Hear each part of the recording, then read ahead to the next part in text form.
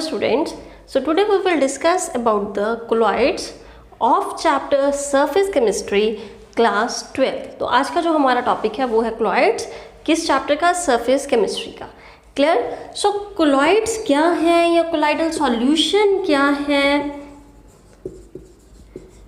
ये वो सॉल्यूशन है जिसमें पार्टिकल का जो साइज है वो रेंज करता है between 1 to 1000 nanometer. Clear? So between 1 to 1000 nanometer particle size जो है वो रेंज करता है. अगर पार्टिकल साइज 1 नैनोमीटर से कम है then it will behave as true solution, तो वो ट्रू सॉल्यूशन की तरह काम करेगा.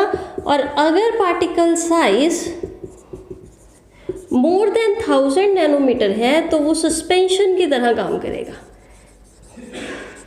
ठीक, तो हमारे पास तीन कैटेगरीज हैं सॉल्यूशन के: true solution, suspension and colloidal solution. Colloidal solution वो जिसमें पार्टिकल का size lies between 1 to 1000 nanometer. Clear? अब जो पार्टिकल का साइज है इट मीन्स जो सॉल्यूट के पार्टिकल्स हैं, सॉल्यूट पार्टिकल के साइज की हम बात कर रहे हैं, it depends upon the nature of the solvent. वो सॉल्वेंट के नेचर पे डिपेंड करता है. कोई सॉल्यूट किसी सॉल्वेंट में कंप्लीटली डिसोशिएट हो जाता है और ट्रू सॉल्यूशन बना देता है, और कोई सॉल्यूट जो है वो सॉल्वेंट में पार्शियली जो है वो डिसॉल्व होता है, जिससे जो पार्टिकल का साइज है वो 1 to 1000 नैनोमीटर की रेंज में रहता है और कंसिडर्ड होता है as a colloidal solution. Clear? I will give you example. Like if NaCl dissolve in water, तो कौन सा सॉल्यूशन बनता है? True solution, because particle size of NaCl is very small in water. अगर यही हम NaCl को बेंजीन में डिजॉल्व करें तो ये बनेगा हमारे पास, बेंजीन में कंबाइन करें तो ये बनेंगे हमारे पास क्लोराइड्स. ठीक है, बिकॉज NaCl जो है वो वाटर में, बेंजीन में अच्छे से डिजॉल्व नहीं होता. ठीक, सो कोलाइड जो है वो किसी भी सब्सटेंस की स्टेट नहीं है. इट डिपेंड्स अपॉन कि कोई सॉल्यूट जो है वो कोलाइड की तरह बिहेव करेगा या ट्रू सॉल्यूशन बनाएगा. It depends upon the nature of solvent जिसमें हम उसको डिसॉल्व कर रहे हैं. क्लियर? जैसे हम ट्रू सॉल्यूशन जो है वो दो टर्म्स से मिलके बनता है, सॉल्वेंट एंड सॉल्यूट से मिलके बनता है. वैसे ही जो कोलाइडल सॉल्यूशन है उसके लिए जो हम टर्मिनोलॉजी यूज करते हैं that is dispersed phase and dispersion medium.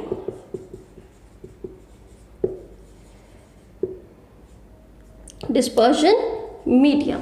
Dispersed phase का मतलब which is present in less amount, और जिस चीज को घुलना है it means it will like as a solute, ये सॉल्यूट की तरह काम करेगा.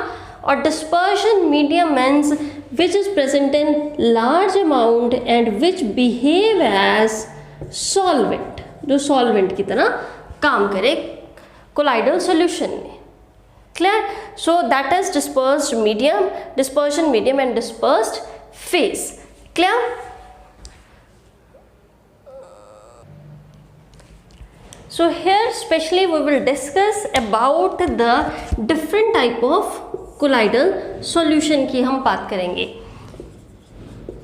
ठीक, colloidal solution is based upon nature of dispersed phase and dispersion medium. इस कैटेगरी से इसको अलग अलग किया गया है, डिस्पर्स्ड फेज और dispersion medium. And colloids are also categorized according to the size of molecule and it is also categorized according to the affinity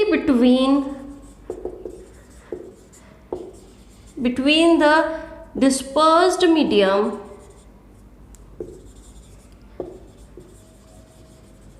and dispersion medium and dispersed phase. ठीक, सो colloidal solution जो है उसको हमने तीन categories में divide कर दिया. Nature of dispersed phase and dispersion medium, कि कौन सा हम मीडियम ले रहे हैं और कौन सा हम फेज ले रहे हैं, गैस लिक्विड में डिसॉल्व है या लिक्विड गैसेस में डिसॉल्व है, then size of the molecule and then affinity between the dispersion medium and dispersed phase. So according to nature of dispersed phase and dispersion medium, we have 8 type of colloidal solutions like gel, sol, foam, solid form, aerosol, then again aerosol, emulsion and solid sol. तो इसमें क्या होता है कि जो dispersed medium और dispersion medium और dispersed phase जो है वो क्या होंगे, अलग अलग होंगे. Like gel की अगर मैं example लूँ तो इसमें क्या होता है कि लिक्विड जो है वो सॉलिड में डिसॉल्व हुआ होता है. So in this dispersed phase will be liquid and the dispersion medium will be solid. So these are different type of colloidal solutions. So next on the type of molecular size, size क्या है molecule का, उसके according हमने 3 categories further divide की गई हैं, macromolecular colloids, associated colloids and multi molecular colloids. So in today's lecture we will mainly discuss on associated colloids के बारे में हम बात करेंगे. Then we have according to the affinity between the dispersion medium and dispersed phase. Affinity का मतलब कि जो dispersion medium और dispersed जो phase है वो एक दूसरे में easily mix हो जाता है या ज़्यादा उसके लिए कोई हमें special methods required है. Clear? So we have 2 type of colloids, lyophobic and lyophilic. Lyophobic मतलब, फोबिया मतलब होता है डर, जिसमें डिस्पर्जन मीडियम, डिस्पर्स्ड फेस, ये दोनों जो चीजें हैं ये आपस में इजीली मिक्स नहीं होती हैं. ठीक, so we need special methods. इसके लिए हमें स्पेशल मेथड चाहिए होते हैं इनको मिक्स करवाने के लिए और लायोफोबिक कोलाइड्स बनाने के लिए. But in this case lyophilic colloids they have high affinity, dispersion medium plus dispersed phase की जो अफिनिटी है वो बहुत ज़्यादा होती है, ये आपस में इजीली मिक्स हो जाते हैं. That is known as lyophilic colloids. In today's lecture we will only talk about associated colloids. So today we will discuss about associated colloids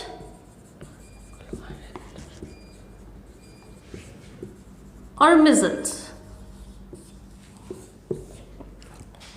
associated colloids मतलब ये वो सब्सटेंस है which behave as an electrolyte at low concentration but behave as chloride at higher concentration. जब इनकी concentration ज़्यादा हो जाती है तब वो कोलाइड की तरह बिहेव करते हैं, बट जब वो कम कंसंट्रेशन में है, लोअर कंसंट्रेशन में है, then they will behave as an electrolyte. And these type of substances are known as associated colloids और these colloids are known as associated colloids as well as micelles. तो इनको हम measles भी बोलते हैं और एसोसिएटेड कोलाइड्स भी बोलते हैं. और ऐसा होता क्यों है, वाई इलेक्ट्रोलाइट्स जो है वो हायर कंसंट्रेशन पे एसोसिएटेड कोलाइड्स बनाते हैं, why is it so? Because at higher concentration the smaller particles start getting aggregation together. वो एक दूसरे के साथ क्या होना शुरू हो जाते हैं, एग्रीगेट करना शुरू कर देते हैं, जिस वजह से जो कोलाइड्स का जो साइज है वो अचीव कर लेते हैं and they behave as an colloid. Clear? So micelle की जो मेन एग्जाम्पल है that is soap and detergent.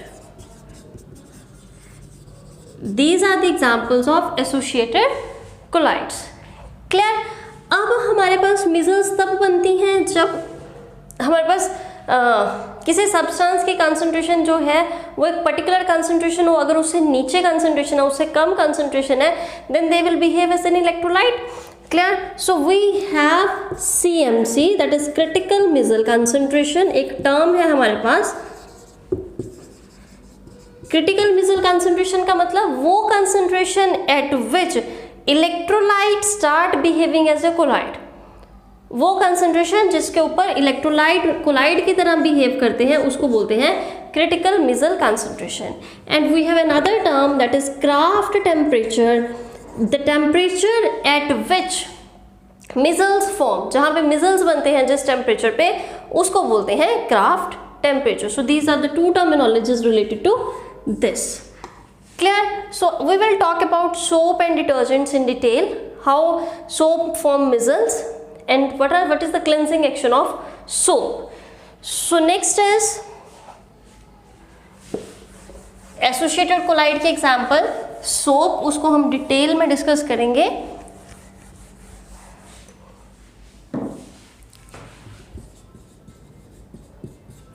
Soap जो है it is long chain sodium salts of sodium and potassium salts of long chain fatty acid.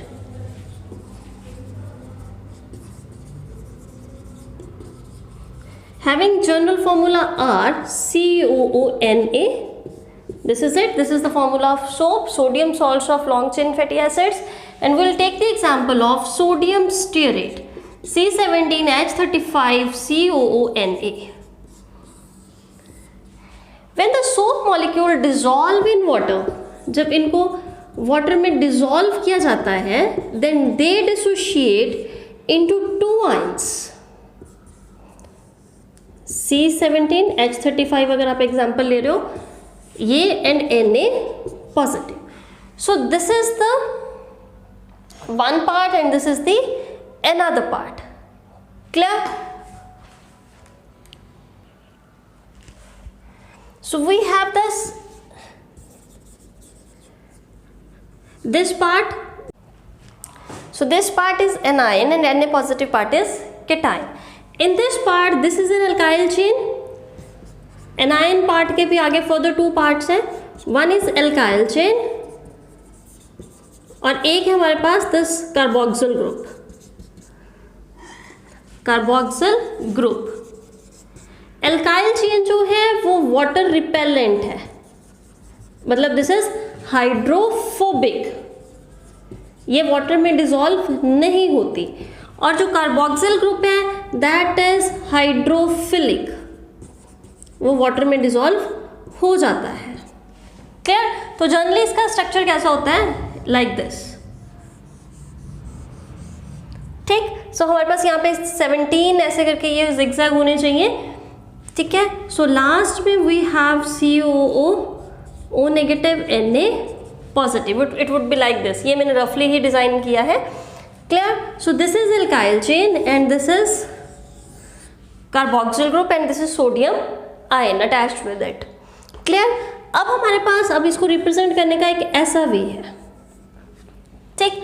This part is known as COO negative part which is known as head part and this is tail part which is alkyl chain. Head tail जो है वो hydrophobic है और जो head part है वो hydrophilic है, मतलब वो वाटर लविंग है कार्बोक्सिल ग्रुप, और जो टेल पार्ट है वो वाटर रिपेलेंट है. Clear? So next we will discuss cleansing action of soap. ये काम कैसे करते हैं? सोप का तो हमने स्ट्रक्चर देख लिया. अब ये मिजल्स कैसे बनाते हैं और ये कैसे कपड़े क्लोथ को क्लीन करते हैं, that we will discuss now. So here we have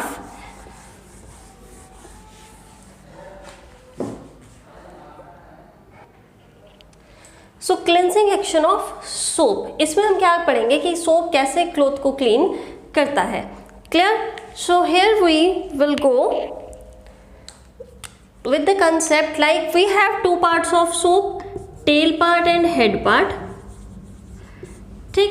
Like this is the cloth. ये cloth की जो surface है, ठीक है. This is a fabric. ये fabric है और इसके ऊपर ऑयल का ड्रॉपलेट है. ये ऑयल का ड्रॉपलेट कहाँ से आया? Oil droplet.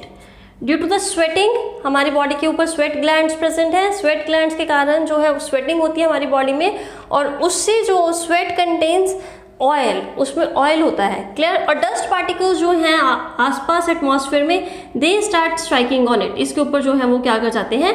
स्ट्राइक कर जाते हैं. Clear? When we apply soap, so first of all oil droplet on cloth, then we will उसके ऊपर आ गई हमारे पास dust particles, then we apply soap on the cloth, ठीक है, अप्लाई करेंगे सोप उसके ऊपर, तो क्या होगा, सोप के जो मॉलिक्यूल्स हैं they will start forming missile around the dust particle, ठीक है।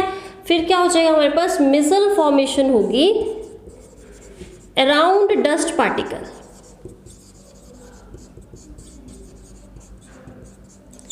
ठीक, डस्ट पार्टिकल के आसपास मिजल्स बन जाएंगी, सोप मॉलिक्यूल्स इकट्ठे हो जाएंगे।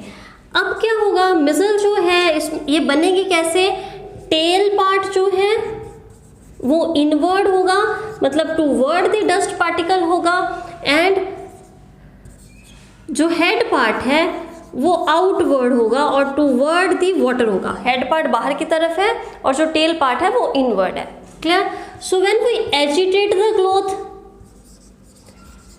जब हम क्लॉथ को एजिटेट करेंगे then what will happen, these tail particles will attract the oil droplet towards itself, अपनी तरफ खींचेगा। और यहाँ पे हम ये भी बोल सकते हैं कि यहाँ पे आसपास सारा क्या है, वाटर है और ये ऑयल ड्रॉपलेट है, क्लियर। अब ऑयल और वाटर में these missiles will act as a bridge का काम करती हैं, क्लियर। ऑयल को अब हमें वाटर में डिसॉल्व करना है, देन these missiles और these soap molecules will act as a bridge का काम करेंगी। So now these tail particle will attract the dust particle towards itself, and when we wash the cloth or when we agitate the cloth, dust particle will remove,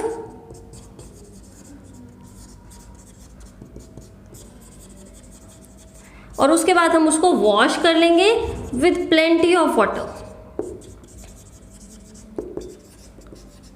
so here we can add one more thing, micelle formation के बाद tail part का हमने बता दिया, and then इस point से पहले हम ये ऐड कर सकते हैं, micelle act as bridge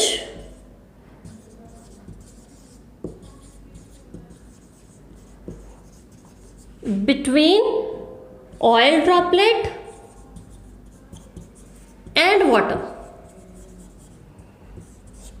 clear. So ये जो इमल्शन है ऑयल एंड वाटर की, उसके बीच में ये क्या एक्ट करेगा, ब्रिज का काम करेगा। देन हम एजिटेट करेंगे, then dust particle will come out, clear. So this is about colloids, what are the colloids, types of colloids, and then detailed description of associated colloids.